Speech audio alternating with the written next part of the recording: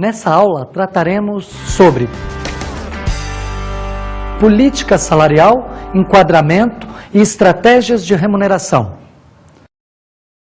Após todo o trabalho que desenvolvemos, até a montagem da estrutura da tabela salarial, agora é hora de nós pensarmos em novas formas de remuneração, em novos jeitos de fazer o processo de remuneração dentro da minha organização. Afinal de contas, agora eu tenho realmente uma estrutura funcional que realmente funciona.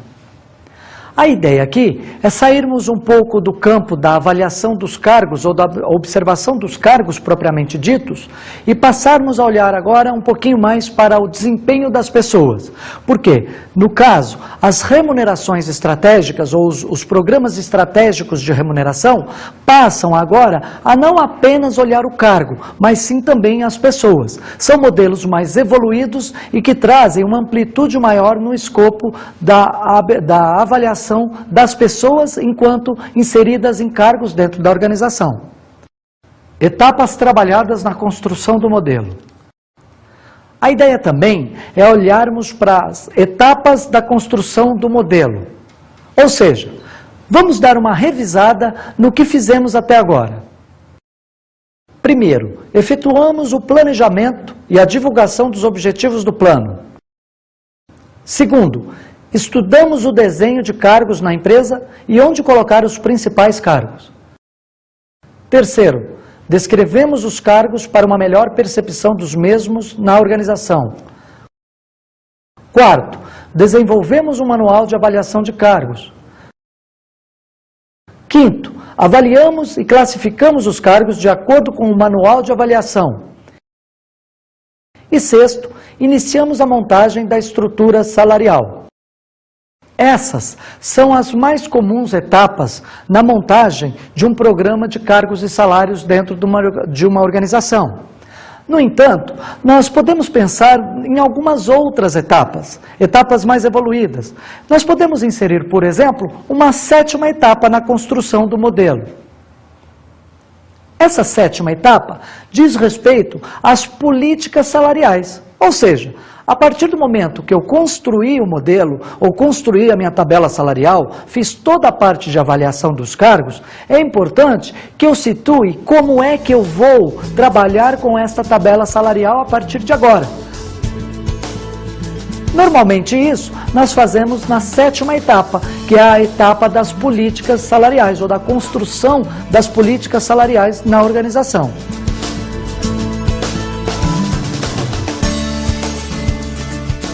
Definição da política salarial. É na definição da política salarial, por exemplo, que nós definimos o que nós vamos fazer se descobrirmos que a partir do momento que nós montamos a tabela salarial ou pesquisamos no mercado os salários, nós verificamos que eu tenho salários muito abaixo da média de mercado ou muito acima. Definindo promoções e enquadramentos. Então, na definição das políticas salariais, é o momento onde eu defino quais são as regras que balizarão todo o meu processo dentro da organização. É nesse momento, por exemplo, que eu defino como serão as promoções e os enquadramentos daqui para frente. Eu defino, por exemplo, como é que eu vou, de uma certa maneira, fazer com que as pessoas desenvolvam-se na sua carreira dentro da organização. É no manual de políticas que eu tenho, por exemplo, as promoções. No manual de política, por exemplo, eu defino quais são os salários de admissão, quais são os salários para reenquadramento e como eu movimento as pessoas dentro da organização. Em outras palavras, eu defino também no manual como é que eu vou tratar os empregados que estão com salário, por exemplo, abaixo do mercado, ou então acima do mercado. O que eu faço, por exemplo, quando eu percebo que um empregado está com um salário muito abaixo do mercado? Eu simplesmente faço a mudança dele de uma faixa para outra ou faço a alteração salarial? E quando eu tenho um empregado com um salário muito acima do mercado, né, o salário dele está posicionado de uma maneira muito superior à média de mercado, o que eu faço? Faço a dispensa desse funcionário? Claro que não. Vamos pensar um pouquinho mais. A ideia aqui é que, caso o empregado esteja com um salário muito abaixo do mercado, pode ser que a empresa decida fazer ou não o reajuste. Depende da posição da empresa frente à sua política salarial. Ela que vai definir.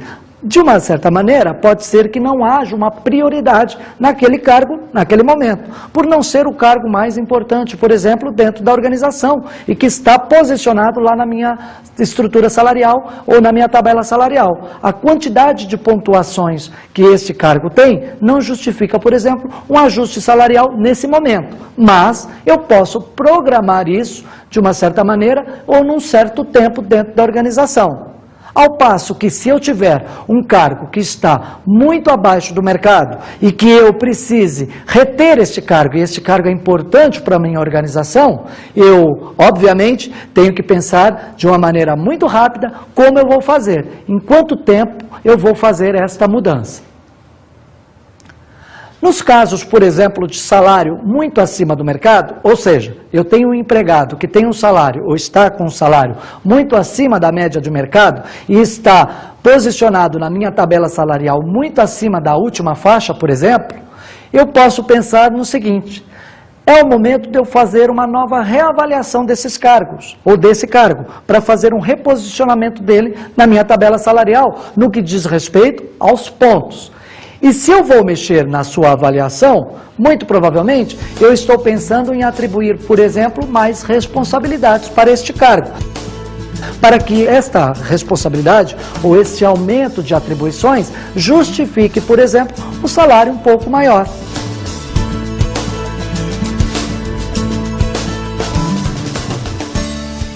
Agora, a ideia é falarmos das promoções verticais e das promoções horizontais.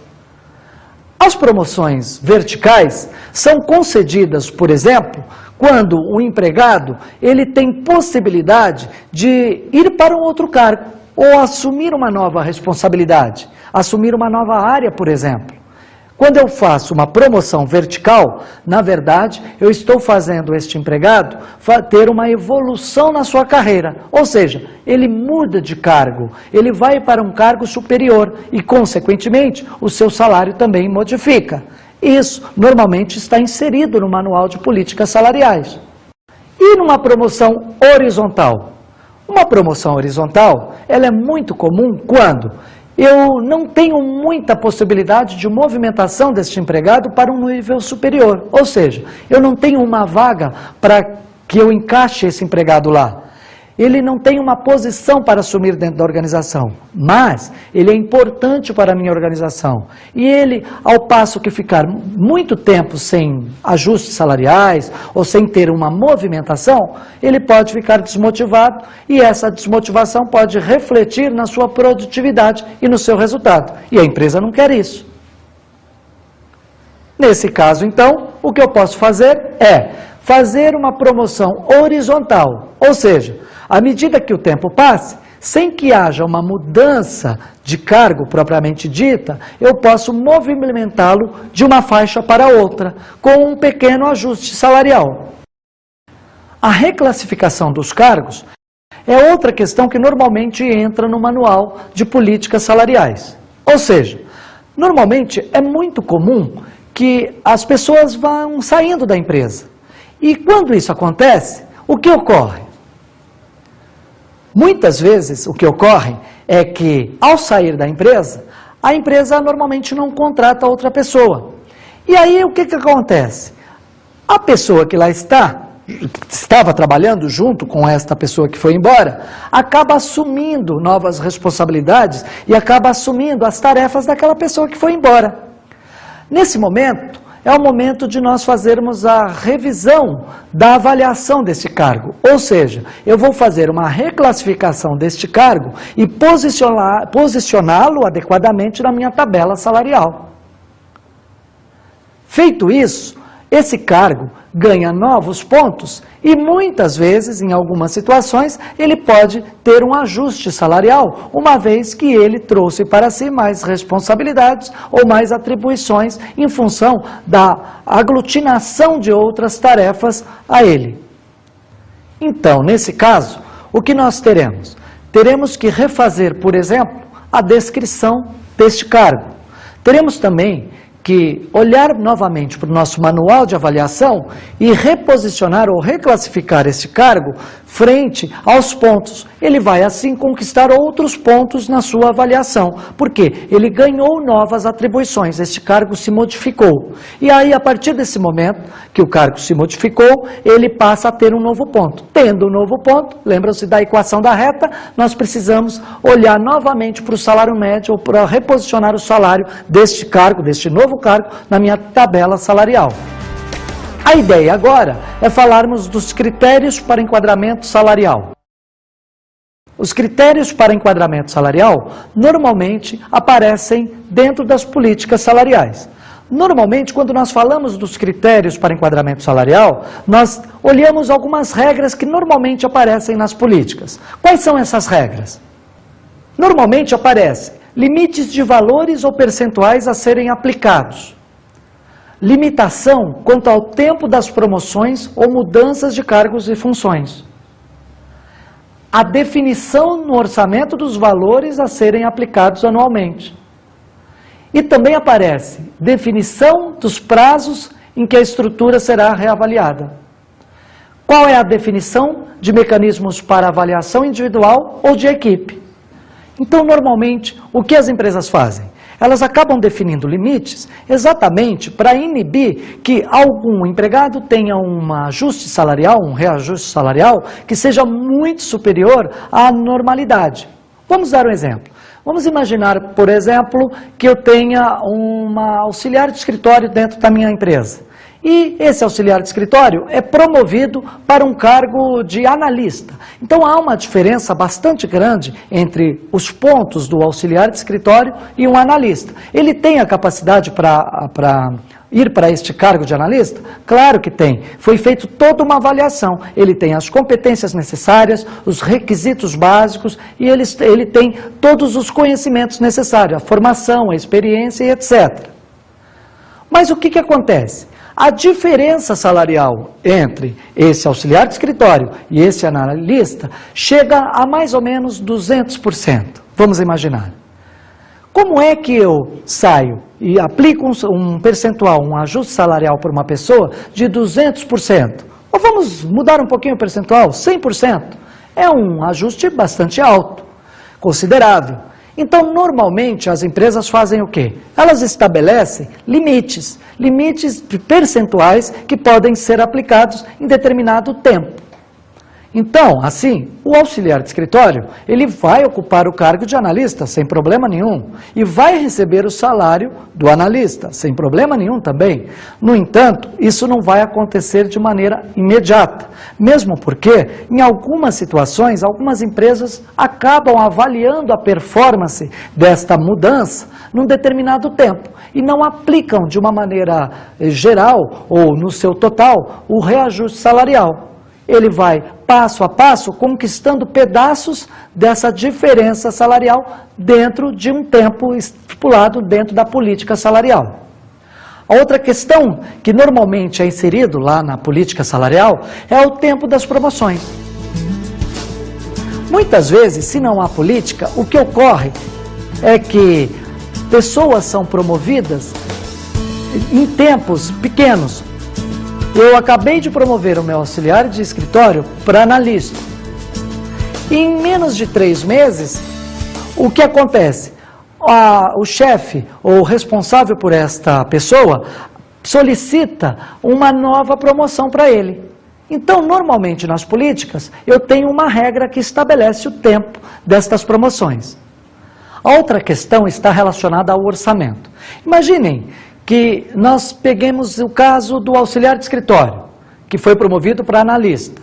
Vamos imaginar que ele tem todas as competências, todos os requisitos e é uma peça importante dentro da organização. Eu preciso aproveitá-lo.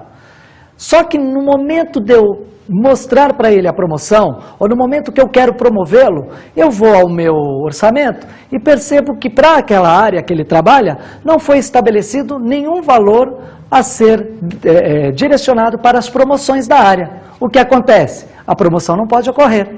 Então, a ideia é que, anualmente, eu, no meu planejamento estratégico, defina um percentual da folha de pagamento dos setores para as promoções, para os reenquadramentos ou para as contratações de uma maneira geral. A outra questão está relacionada à revisão da estrutura. Vamos imaginar que nós tenhamos montado a estrutura salarial, feito todas as avaliações, as pesquisas salariais e deixamos isso lá dentro da organização. Num dado momento, o que vai acontecer? Se eu nunca mais olhar para isso, muito provavelmente, ela vai ficar totalmente ultrapassada e desatualizada. A ideia é que dentro da minha política salarial, eu estabeleça um prazo mínimo para que eu faça toda essa revisão da minha estrutura, desde as descrições, da revisão das descrições de cargo, até a montagem da minha tabela salarial, passando inclusive pela pesquisa salarial. É extremamente importante isso, porque caso contrário, eu vou ter uma estrutura ultrapassada e sem nenhum propósito. A outra questão está relacionada a quais são os mecanismos modernos de remuneração que eu vou trabalhar. Na minha política salarial, eu posso definir, por exemplo, quais são os mecanismos de avaliação de desempenho, tanto individual como de equipe. É extremamente importante essa definição, porque muitas vezes todas as promoções e todos os reenquadramentos, eles são baseados nas avaliações, tanto individuais como as avaliações de equipe. Vamos pensar agora, então, nos modelos estratégicos de remuneração. Para que nós tenhamos uma estrutura saudável ou uma estrutura mais moderna, é importante que nós tenhamos em mente que nós precisamos inovar. E a palavra de ordem na questão da estrutura estratégica de remuneração é criatividade. Nós precisamos ousar, precisamos olhar para todos os modelos e observar que se nós não fizermos algo um pouco diferente, muito provavelmente isso vai cair numa mesmice. E aí não vai me levar a resultado bom nenhum. Eu preciso olhar para o mercado e olhar o que eu posso fazer diferente no ponto de vista, no que diz respeito à remuneração. E para isso, nós podemos pensar em alguns modelos que aí estão e quem sabe até dar uma renovada neles. Como por exemplo, vamos falar de participação nos lucros e resultados.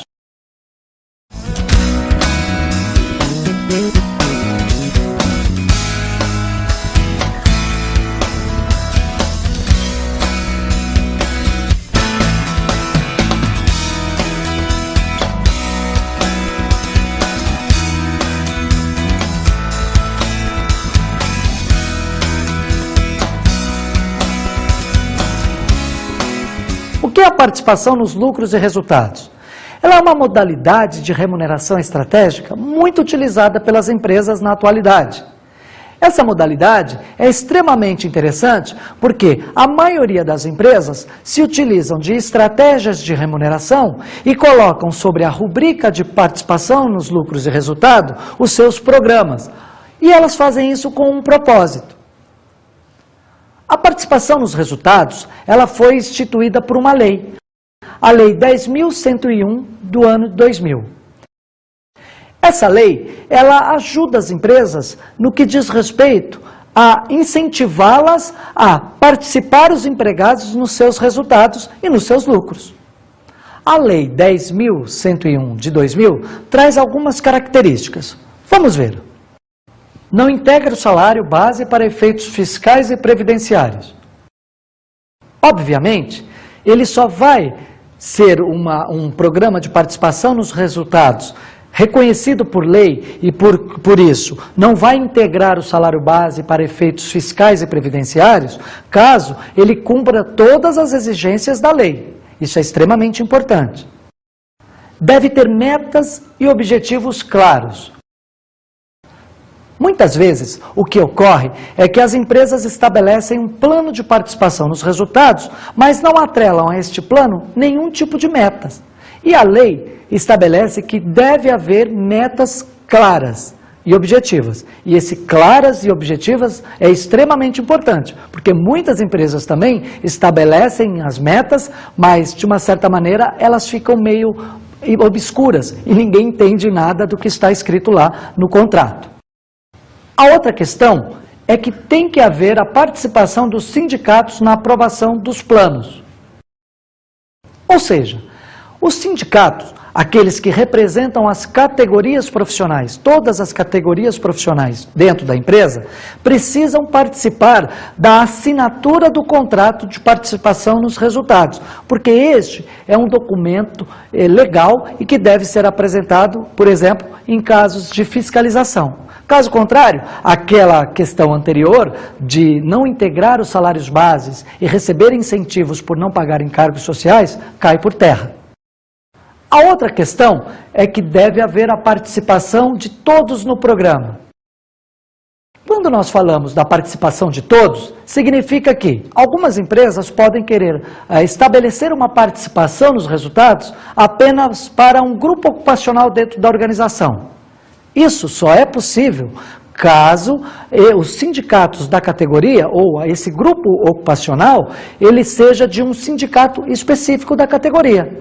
Agora, caso eu tenha dentro da empresa um sindicato único que rege todas as categorias profissionais, muito provavelmente eu não poderei incluir apenas alguns grupos ocupacionais neste meu plano de participação nos resultados. Ou seja, deve haver igualdade de direitos. A última questão está relacionada a pagamentos semestrais.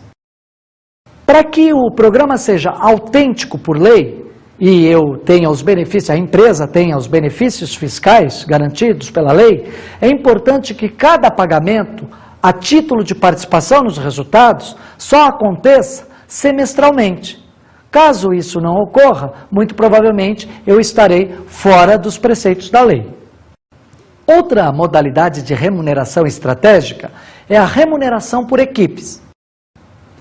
A remuneração por equipes é algo novo, mas é algo que também, se nós olharmos ao longo do tempo, é estabelecido de uma certa maneira para equipes específicas, como por exemplo, equipes de vendas.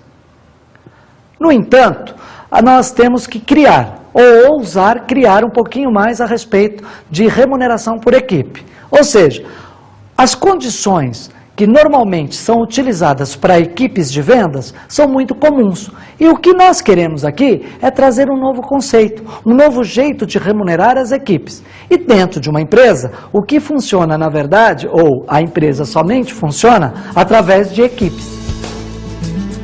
À medida que nós estabelecemos remuneração por equipes, é muito comum nós observarmos que há um engajamento maior nestas equipes. E uma empresa, ela é feita de várias equipes. Eu não tenho apenas as equipes de vendas. Eu tenho uma equipe da área financeira, eu tenho uma equipe da área de produção, ou da produção X, da produção Y. Eu tenho uma equipe que faz determinados tipos de produtos específicos. E para isso, eu preciso olhar um pouquinho para como é que eu posso criar modelos estratégicos e que sejam diferentes para cada uma destas equipes. Cada uma tem a sua particularidade. E essas particularidades devem ser levadas em consideração quando da montagem de um estilo de remuneração por equipes. Consequentemente, à medida que eu monto uma remuneração bem forte e bem estruturada, baseada em equipes, eu começo a perceber alguns movimentos internos nessas equipes. Ou seja, muitas vezes o que acontece é que um membro da equipe vai impulsionando o outro. Vamos imaginar que eu estabeleça metas específicas para uma determinada equipe que está com algum tipo de problema. Vamos imaginar um problema qualquer, ou um problema muito simples, como atrasos e faltas dentro daquela equipe. E eu estabeleço um plano ou um jeito de remunerar esta equipe, a equipe como um todo e não só as pessoas individualmente, em função da sua assiduidade dentro da empresa. O que nós vamos perceber é que, à medida que isso vai acontecendo, as pessoas dentro da própria equipe vão estimulando as outras pessoas a chegarem no horário, a não faltarem, por exemplo. Então, o que eu tenho? Eu tenho um maior comprometimento destas equipes ou destas pessoas inseridas dentro da equipe. Com isso, eu tenho uma remuneração, eu posso estabelecer uma remuneração para resolver um problema específico dentro desta equipe específica. A outra questão muito comum é a remuneração por projetos. Normalmente, existem algumas empresas que trabalham em função de alguns projetos específicos. E muitas vezes elas acabam não pensando em estabelecer uma remuneração estratégica para esse fim. Ou seja, remunerar em função dos projetos realizados. À medida que eu vou desenvolvendo projetos dentro da minha empresa, eu posso estabelecer alguns patamares de remuneração em função daqueles projetos. Vamos imaginar, por exemplo, uma empresa de engenharia que estabelece um projeto para a construção de um edifício residencial. Ora, se eu olhar dentro desse projeto, eu tenho inicialmente um cronograma. E todos os projetos, eles são baseados em algumas regras. O cronograma é um deles.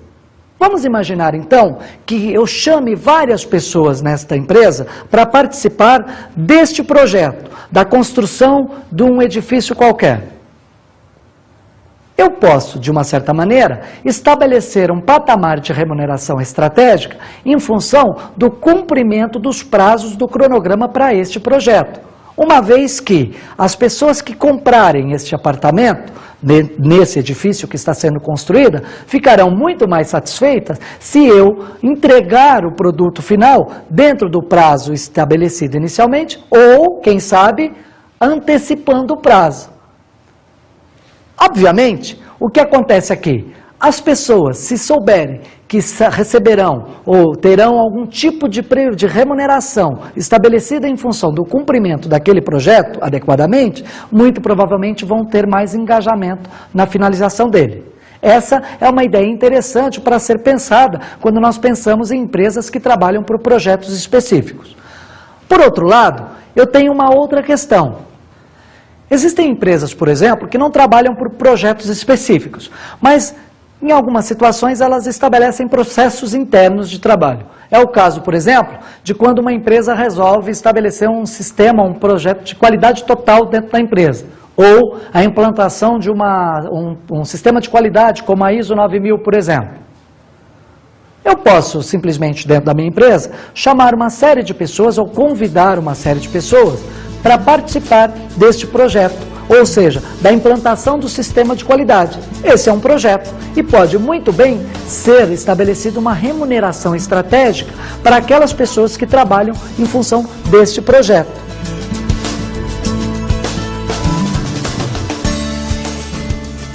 A outra remuneração estratégica é a Stock Option.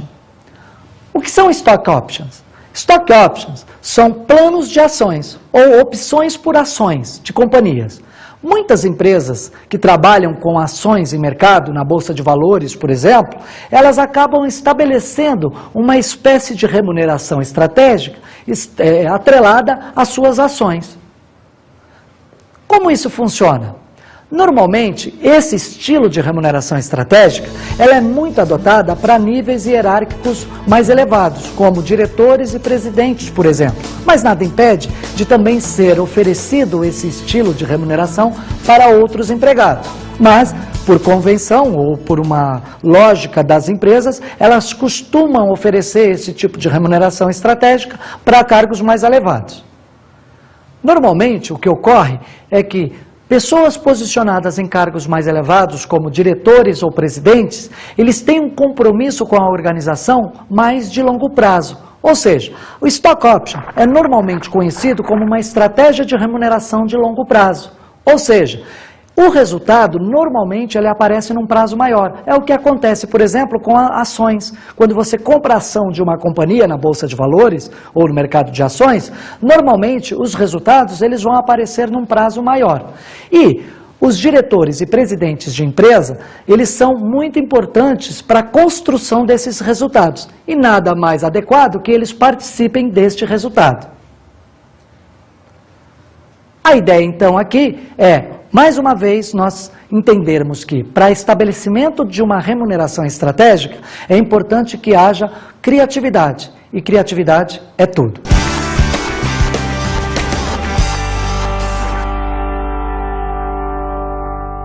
Como dica de estudo para esta aula, eu deixo: remuneração estratégica, a nova vantagem competitiva. Thomas Wood Jr. e Vicente Picarelli Filho, da editora Atlas. Como na aula de hoje tratamos sobre remuneração estratégica, essa bibliografia é adequada para esse assunto. Então, bons estudos!